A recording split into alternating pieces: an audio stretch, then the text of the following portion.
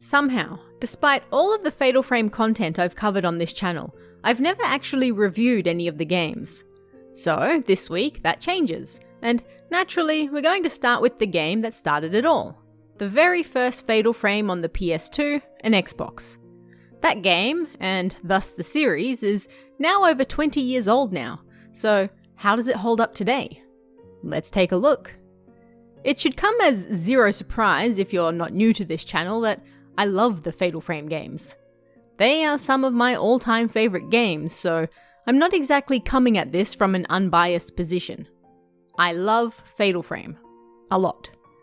But having said that, I'd also be lying if I said that the first game in particular hasn't aged quite a bit now. Is it still worth playing now, over 2 decades later? Especially if you've already played later games and are perhaps used to the more modern controls. Well, the simple answer is, of course, yes. But I'm guessing you're not here for the simple answer, so let's take a deeper look at this classic game and what it does well and what it doesn't. Naturally, being the first game in the series, this game has aged the poorest, and if you don't have that same nostalgia of those who played it when it came out, then it's going to be a very different experience playing it today compared to back then. Where do you even start with a game as important as this one? For one, the story of course still holds up today. For me personally, the stories behind each Fatal Frame game are undoubtedly what makes them so good and is easily what I like most about them. Sure, taking photos of ghosts is fun and all, but digging into the incredibly rich lore and fantastically tragic stories behind those ghosts, behind those villages, behind those mansions, that is what truly makes Fatal Frame shine. There are just no other games out there like them, and it all started here. The story of the first Fatal Frame is somewhat smaller and more contained than later entries, but it doesn't mean that it's simpler or that it's lacking.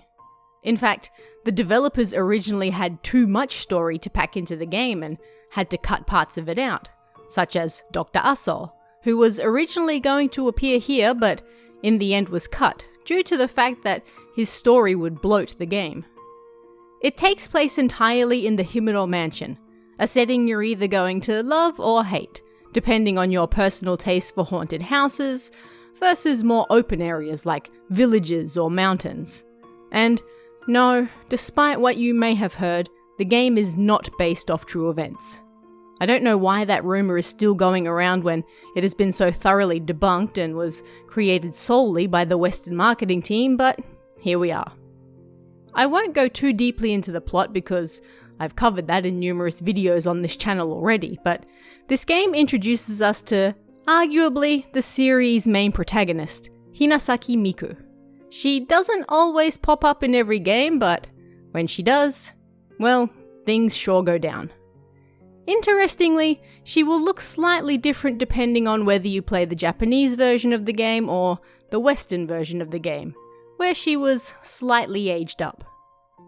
The objective of the game is also fairly simple.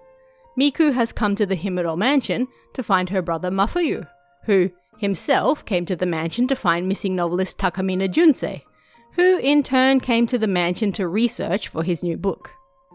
The game takes place over 4 nights, as Miku gradually works her way through the mansion, a little of the areas outside the mansion, and then finally the underground, where the finale takes place. On hand she has a camera obscura, a camera that can capture ghosts but also tends to make those who use it lose their minds. And with only that, and her wits, she must uncover the secret behind the disaster that befell Himuro Mansion, so she can hopefully end its curse and save her brother. Uncovering the story of what happened at the mansion and why it's so filled with horrifying ghosts is, of course, much of the fun in this game, and director Shibata has spoken about how they tried to come up with the most horrifying ways they could think of for people to die when they were creating the ghosts and their backstories. The games themselves might not be physically gory, with blood splattering everywhere when you capture a ghost, for example, but the stories behind how they originally died certainly are. The story is heavily infused with Japanese culture and folklore, a rarity at the time, and came about specifically because Shibata wanted to put something on the market that was more traditionally Japanese, rather than something set in the West, and thus aimed at the West, as was the norm at the time. The idea behind the horror is to make you constantly feel unsettled, and then, with the camera, to force you to literally face your fears. The best, most powerful photos tend to be those where the ghost is about to attack you up close, so waiting for the right moment means literally letting what scares you get right up in your face. Numerous fighting systems were considered beforehand, such as charms and even Shinto arrows, but in the end, they felt the camera was the best way to scare the player, and also do something unique. Which brings us to how the game handles. In a word or two, it's not pretty. Fatal Frame is a series that got better to handle with each subsequent entry into the series. By the 5th game, the characters handle brilliantly and, more often than not, will do what you intend for them to do with minimal hassle. But trying to control Miku in this game often feels like battling the controller, and I can't really explain why. The game is fixed camera, as was the norm at the time, but it doesn't incorporate tank controls. If you press up, then Miku will go up. If you press down, then Miku will go down. You don't have to spin on an axis first and then press up to move her in a specific direction, so while the simple up equals up and down equals down seems fine at first, it's honestly a pain in the ass with the fixed cameras. You can technically just hold down the run button, and Miku will keep moving in whatever direction she's facing, without needing to touch the directions. But you don't spend a lot of time running in purely straight lines, so it's not all that helpful in the end. Cameras will switch a lot, and if you're moving at the time, you may suddenly find Miku switching and pivoting on the spot, and suddenly running away from where you were trying to go. It's a pain. It can be dealt with, but it's still a pain. There are a decent amount of puzzles in the game too, as was the norm for the time. A lot of these involve kanji, which can obviously be a problem for the many people who are unable to read these characters, so they involve just a little more effort to remember what means what and where to find the answers in various notes and memos, but it's far from impossible. The puzzles aren't RNG either, so once you know the answer, it's the same every single time. Meaning, if you get stuck and don't know what the heck you're looking at, you can easily look it up. Of course, the most important part of the game mechanics is how the camera handles in fights. I'm not gonna lie, I wasn't a massive fan of it, but mostly because this game takes place almost exclusively in tiny, cramped areas. By design, of course, but when combined with clunky movement controls, Miku's likely going to get grabbed and attacked a lot, and it can get frustrating. It's another problem that was mostly fixed in later games, but here, if it's your first time playing, you're probably going to find yourself getting stuck in corners and trying to figure out how to even put the camera down and run, and then bring the camera back up and focus on wherever the ghost is, all while said ghost tries to have their way with you. And if you're lucky, it'll only be one of them in that tiny cramped space, not two or more, as sometimes happens and is an actual pain to deal with. Thankfully, depending on how you want to look at it, this game isn't terribly long. If you know what you're doing and where you're going, it can easily be finished in just a few hours. If it's your first time and you want to fully explore everything, read all the lore, dive into all the nooks and crannies, then you're probably looking at anything from 7 to 10 hours to finish. The game is set mostly in one location, so there will be quite a bit of backtracking, but the game does open up more and more of the mansion as you proceed through the nights, as well as some of the outdoor and underground areas, so I don't think the backtracking was too excessive. It also helps you remember the layout of the mansion, which is terribly useful when you need to get from one side to the other to pick something up or access a previously locked area. And it's just a nice mansion to begin with anyway, so spending time running around the same halls and rooms isn't all that terrible to begin with. Unless there are ghosts in there with you. Then it can be a pain. One of my favourite aspects of the game, though, is the random hauntings. I have a video that covers each of these if you're interested, but there are RNG hauntings programmed into the game that may or may not go off at certain times and in certain rooms, if you're lucky.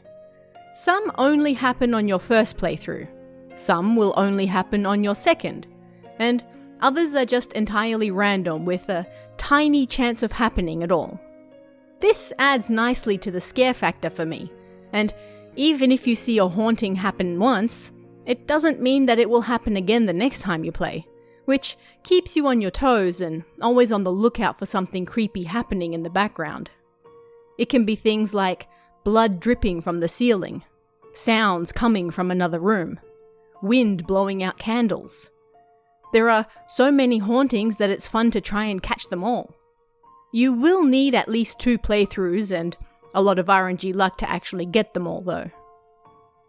The game also comes with 2 endings, or 3 if you include the Xbox exclusive ending.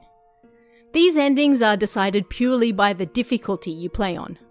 If you play on normal, you'll get the normal ending, and this is the one confirmed to be canon thanks to the events of Fatal Frame 3. If you play on Nightmare, then you'll get the Mafuyu ending, which, for Miku at least, is a little more upbeat than the normal ending. The Xbox exclusive ending goes a step further and pretty much gives everyone a happy ending. So, of course, the saddest ending is the canon one. And there are, of course, all sorts of things to unlock upon completing the game. You can get new costumes, see the ghost list and what you're missing to complete it. There's also a battle mode to take on ghosts for fun, and you can also go back in with essentially New Game Plus with your upgraded camera and items from a previous playthrough. Plenty of replayability. All in all, Fatal Frame is a little rough around the edges these days, especially if you compare it to the improvements that were made in later games, but it's still very much worth playing. It might not handle the nicest anymore, but the story absolutely deserves to be explored and discovered, and it's not all that long either, so it's not like you'll be spending a massive amount of time in there.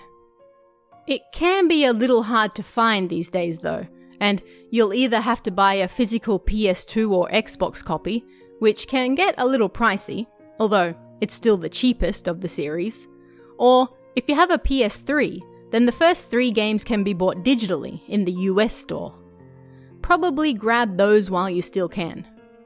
The rights around these old games are quite complicated at this point, so we're unlikely to see any re-releases on modern consoles at any point. At best, we can probably just hope for a remake, but again, I have slim hopes for that actually happening. It sure would be nice though.